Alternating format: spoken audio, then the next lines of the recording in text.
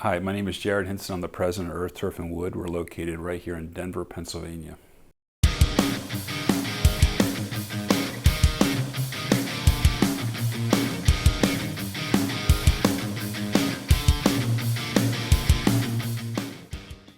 So we were down the road, probably an eighth of a mile down the road, in a 2,400 square foot building. And like most businesses, we just continued to make the most of the size that we had.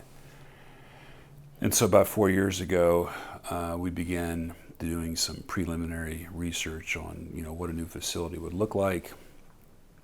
And everyone that I had talked to encouraged me to build it bigger than what you think you need to build it, because in a matter of 5 or 10 years you'll be out of space. And it was really hard for me to envision what that would look like.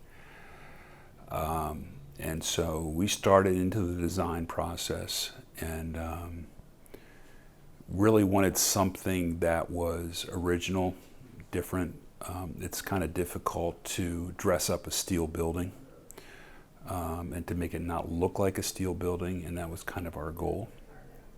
And with the help of the builder, Scenic Ridge Construction, we came up with this concept. And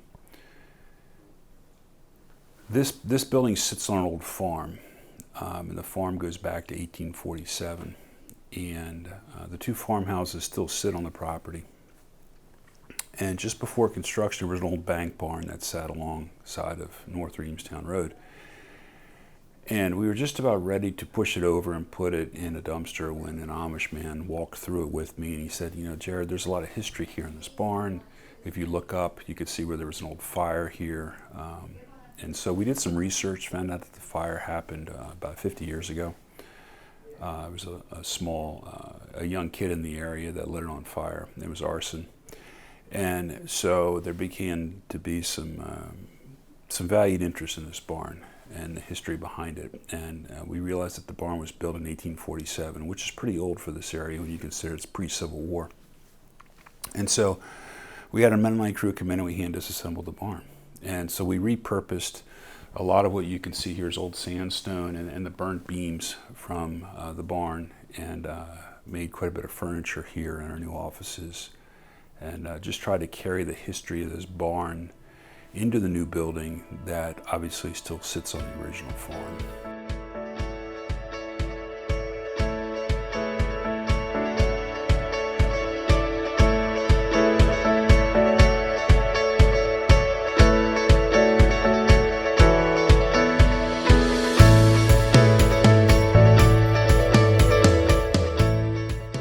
So this over here is another barnwood wall.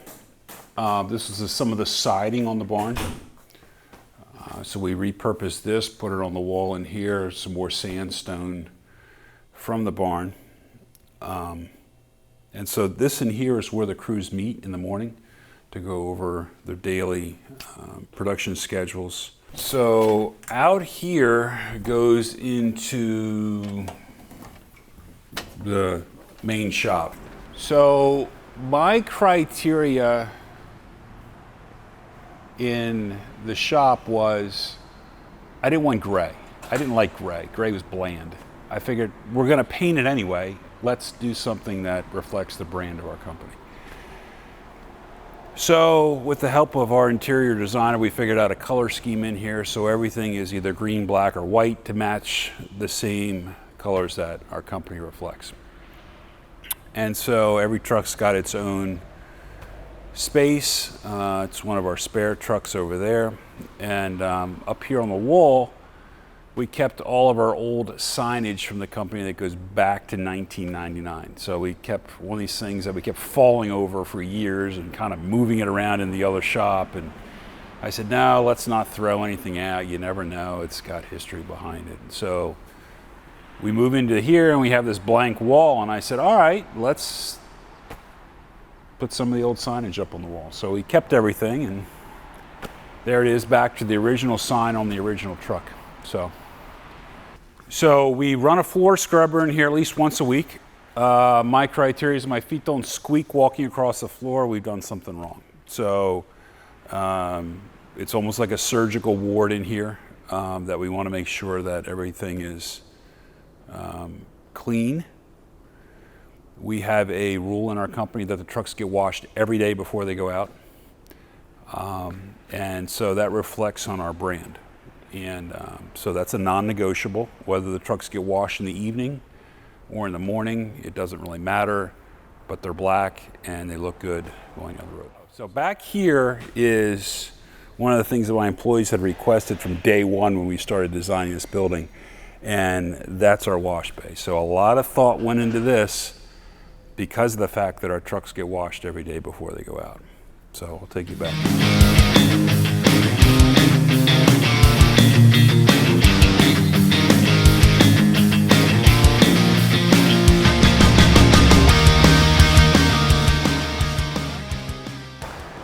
At our old building, it took us about 25 minutes to wash a truck.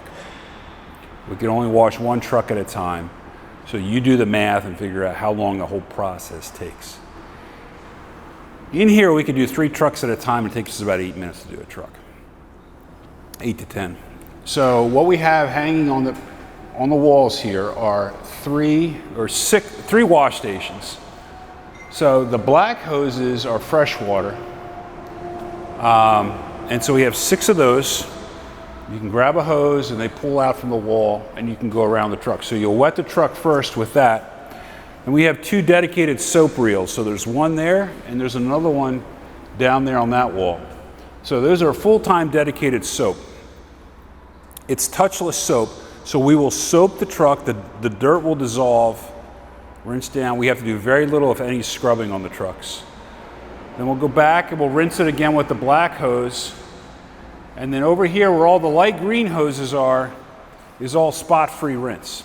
So because we have black trucks, we don't want anything to spot, so we'll rinse this off with spot-free rinse, and then we pull them right out. We don't have to dry anything, nothing. It dries spot-free, and down the road we go. So the process is pretty quick. If we bring heavy equipment in here, we do have 2 high-pressure washers. They can deliver about 4,000 PSI, so they're both hot water, and we can run them both at the same time. If for some reason we were to catch a hose on a truck and it were to pull off or break, we simply come down here and we can isolate that hose right here, hook up another hose to here, open this valve back up, and the wash bay is back up and running in about 30 seconds. So we've got redundancy here and ways that we can not have to shut the whole thing down.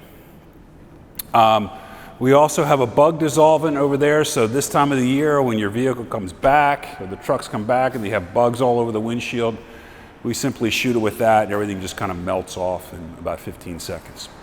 So this is the wash bay. It gets used pretty heavily morning and evenings. When I first designed the building, Reamstown Fire Company is right down the road. I asked to grab a cup of coffee with Scott Aki, who's the chief down there, and I said, Scott, give me the dimensions of your trucks. I'm huge into supporting local emergency services, and so he did. And we increased the size of this wash bay, I think twice in the design process, to make sure that they could get their ladder truck in here. So they actually had their ladder truck and their pumper in here together the other week, washing both at the same time. So they have separate key strikes. The wash bay is isolated on its own zone, and so they can come and go as they wish in the evenings and the weekends and wash their trucks.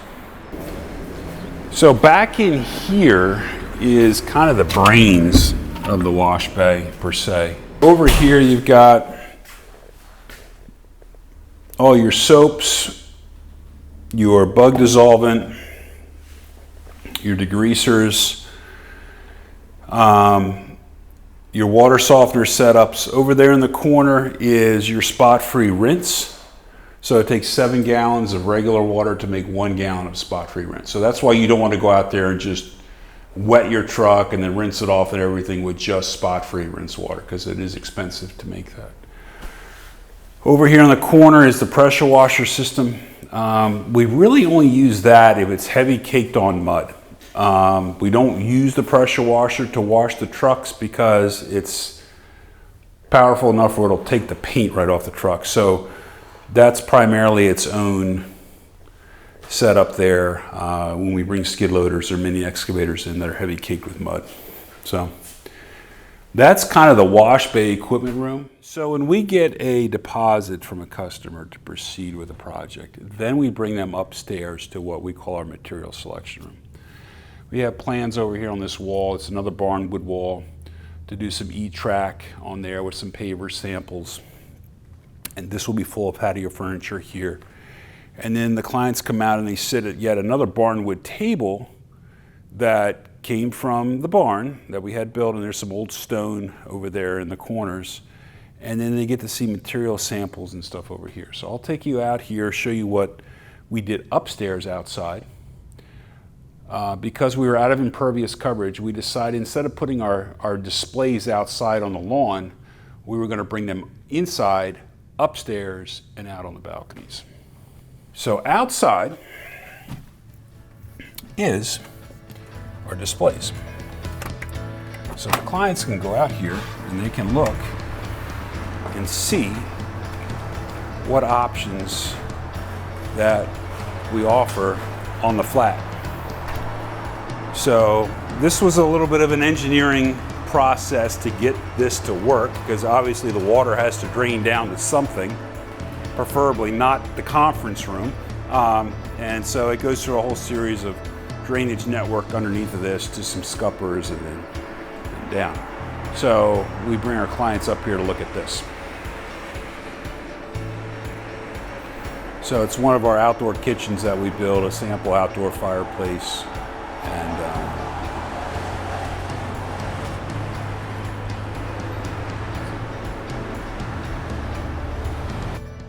so in the early stages of designing the building, I sat down with Glenn Pettis at ESCO, and I said, I guess I need an alarm and some type of a fire system in this thing, I don't know. And here I am thinking, okay, so we get a couple sensors on the doors and, you know, a fire alarm thing, we could pull the lever and that's pretty much it. Well, I guess I wasn't even aware of how technologically advanced this thing has gotten, in the fact that I've got an app on my phone that I can unlock and lock pretty much any door. I can see 28 different cameras, and I have a whole report on my phone of basically anything that comes in and out of the building at any point in the day. So I was like, wow, you know, this is pretty impressive. It's almost like Fort Knox around here. So obviously I got educated on just how far advanced the technology's come with a monitoring system like this. So it's pretty neat. So we've been in this building for about 2 months now. We're still kind of getting used to where everybody's at and where we put everything. But one thing that I've come to realize is, as a business owner, you don't realize how inefficient you are in your current facility until you take that risk and that leap of faith and build something considerably bigger. And you look back on and you think, how in the world did we ever function out of a space that was 10% the size of what our new building is? And so we see the appreciation on our clients' faces as they come in here. They realize that we're very serious about what we do, that we're not going anywhere. We've been in business for 20 years and we're here for the long haul. And so the new building has entirely rebranded us to the community, and we're really excited about where it's going to go over the next 20 years.